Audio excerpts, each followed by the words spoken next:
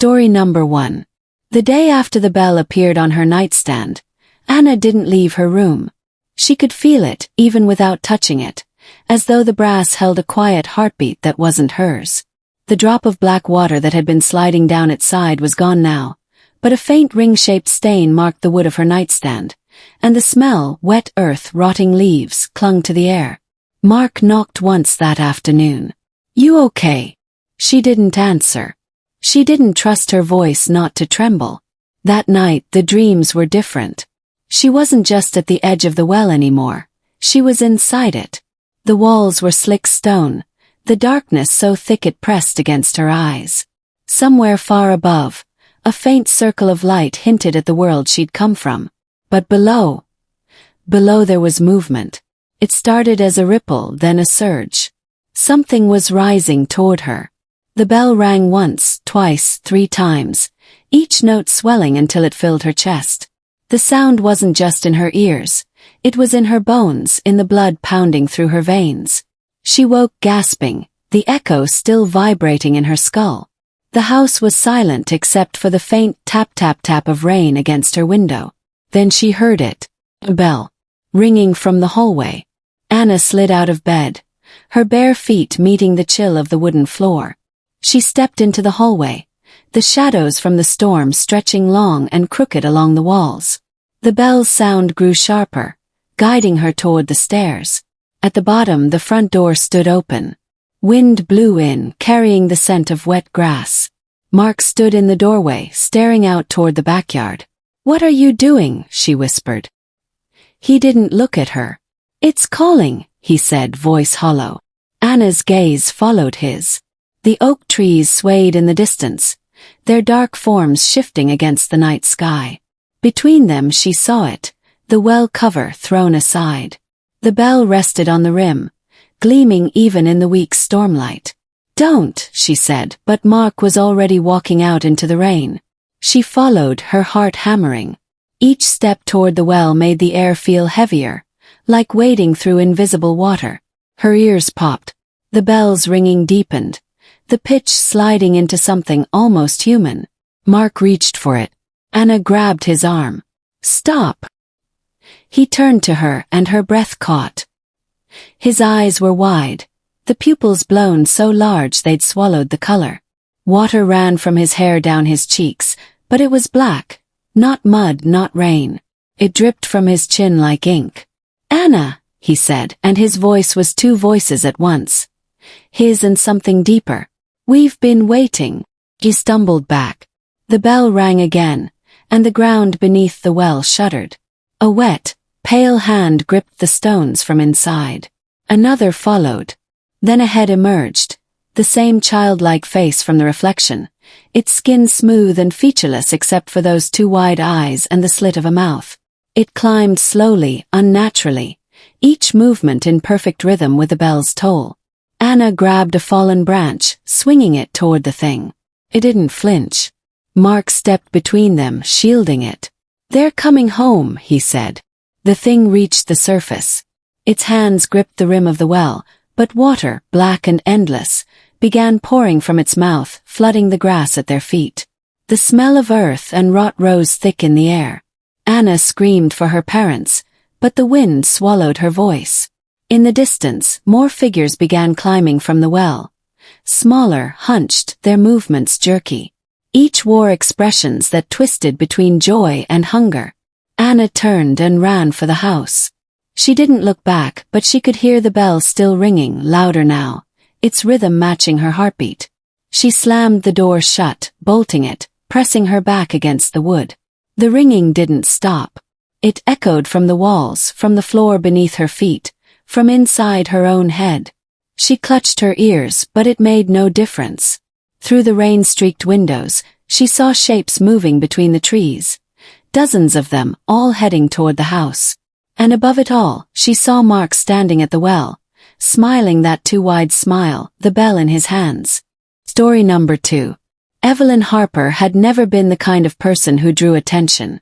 Living alone in her aging Victorian home on the outskirts of Oakwood, Pennsylvania, she kept to herself, shrouded in a quiet routine that the townspeople only occasionally noticed. Whispers often floated through the sleepy streets about the woman who collected odd things, about strange lights glimpsed in her attic at night, but Evelyn paid no mind. Her world was one of shadows, both literal and figurative. From a young age, Evelyn had been fascinated by the unseen and the forgotten. Her mother had told her stories of spirits and lingering souls, tales that had seeped into her dreams and fueled a quiet obsession. It wasn't until she discovered the leather-bound journal in the dusty archives of the Oakwood Library that she found a new purpose, one that would consume her entirely. The journal belonged to Silas Greer, a shadow collector from the 19th century, a man who believed that shadows were not mere absence of light, but remnants of souls left behind when people passed on. His writings spoke of capturing these shadows, preserving fragments of people's essences long after their bodies were gone. Evelyn was entranced. She began experimenting, crafting glass jars lined with obsidian dust and sealed with silver clasps. The first time she captured a shadow, it was subtle, a fleeting wisp that hesitated before slipping into the jar like smoke. But over time, she refined her methods, and her collection grew. Her house soon became a labyrinth of shelves lined with hundreds of glass jars, each one holding a shadow that pulsed and shifted in the dim light. Some were easy to identify. The silhouette of old Mr. Harris who lived next door, a faint childish laughter trapped inside another. Some shadows were darker, more desperate, almost screaming silently behind their glass prisons. Despite the quiet rumors that branded her a witch or worse, Evelyn believed she was saving these forgotten souls from oblivion. But shadows have a way of resisting captivity. One particularly cold autumn evening, as a fierce storm raged over Oakwood, Evelyn sat alone in her study, poring over ancient texts. The fire flickered and shadows danced unnaturally against the walls. Suddenly, among the familiar jars on a high shelf, she noticed something new. A small cracked jar, its contents moving erratically, unlike anything she'd seen before. Inside was a shadow smaller and thinner than the rest, pulsing with a strange urgency. Evelyn reached for it, her fingers trembling. The glass cracked further in her hand, and a rush of icy air spilled into the room, snuffing out her candles. The shadow escaped its prison and began to coalesce before her eyes. It took the shape of a small boy, pale and insubstantial, with empty black eyes that seemed to pull at her soul. "Help me," he whispered, voice echoing like a distant breeze. Evelyn stumbled back, heart pounding, but the shadow boy drifted closer, weaving between the jars, waking the others. One by one, the shadows stirred, flickering with renewed life and sorrow. "You trapped us," the boy said. "We are the forgotten, the lost, the shadows no one remembers." Fear and guilt flooded Evelyn's mind. She realized her work had become a prison for these souls, not a sanctuary. Desperate to make amends, Evelyn turned to the ancient rites she had read about, hoping to free the shadows. She began chanting, her voice steady despite the growing darkness around her. The shadows pressed closer, their sorrow palpable, their whispers rising into a mournful chorus. As dawn approached, the shadows retreated, returning to their jars. The boy's form shrank back into the cracked glass, which lay shattered on the floor. Evelyn sat trembling, surrounded by the fragile remnants of her collection, unsure if she had saved them or doomed herself. Morning light revealed the jars broken and empty, and Evelyn Harper was never seen again. Some say her house still waits, silent and empty, filled with whispers and shadows that roam free in the fading dusk, searching for a place to rest. Evelyn Harper's disappearance sent ripples through Oakwood, but as the years passed, the town's curiosity faded into uneasy forgetfulness. Her once vibrant home fell into ruin, vines curling around its cracked windows, and the shadows inside stretched long and restless. The whispers spoke of curses and restless spirits, but few dared to venture near after dusk. One evening, nearly a decade later, a young man named Lucas Bennett moved to Oakwood. An amateur historian and true believer in the supernatural, Lucas was drawn to the town's legends and old mysteries. When he heard about the Harper house, he felt a chill of fascination. Many warned him to stay away, but he was determined to uncover the truth behind the tales of shadows and vanished souls. On his first night in Oakwood, Lucas found himself standing before the Harper house. The air was thick with decay and the scent of rain. The windows, broken and dark, seemed to watch him. Ignoring the cold prickling at his skin, he stepped inside. Inside, the house was a maze of dust and broken memories. Shelves were toppled, shattered glass littered the floor, and the faintest flicker of shadow moved just beyond sight. As he explored, Lucas found an old journal beneath a fallen beam, the same style as Silas Greer's journal, filled with cryptic notes and sketches of shadows trapped in glass. Hours later, in a dim corner, Lucas discovered the jars. They were scattered and broken, some cracked open, their shadows gone. One jar, however, remained intact, glowing faintly with an eerie light. Compelled, Lucas reached for it, and the air thickened around him. The shadow inside stirred, coalescing into a shape, the same small boy Evelyn had seen years ago. His empty eyes met Lucas's. "Help me," the shadow whispered. Lucas recoiled but felt a strange pull. He realized that the shadows were not malevolent, they were trapped and desperate for release. Determined to right the wrongs of the past, Lucas sought out Evelyn's old texts and began researching the rites that could free the shadows.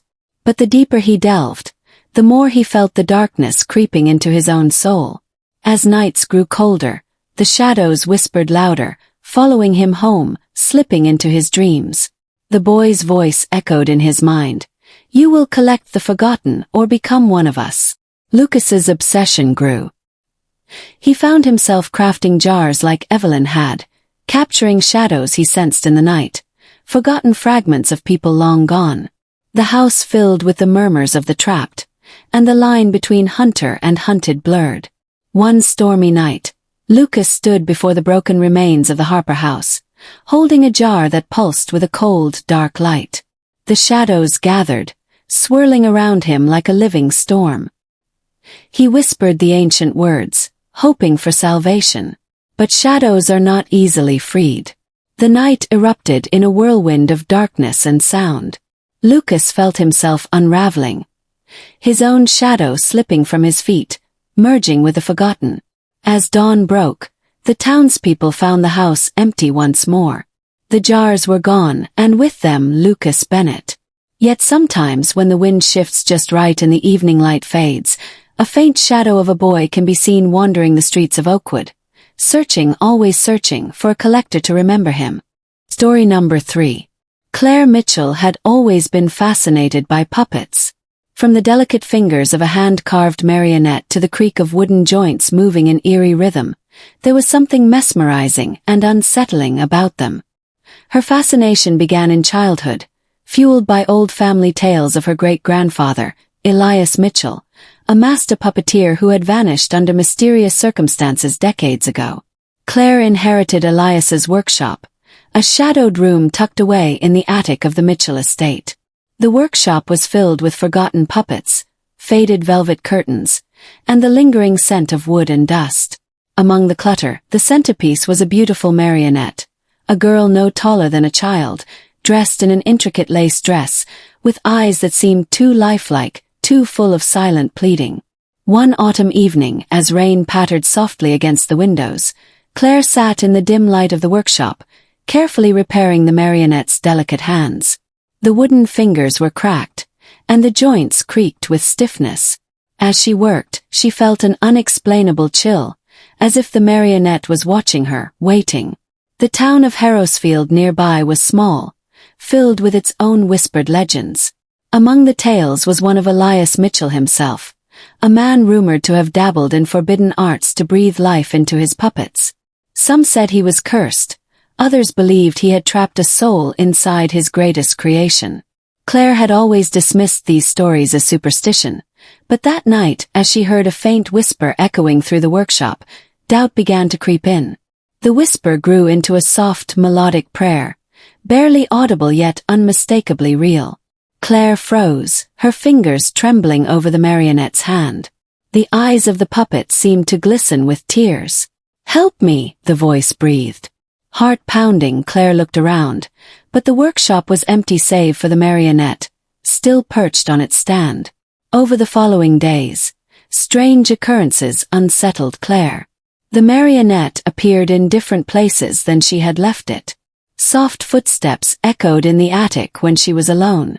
Shadows moved just beyond the edge of her vision.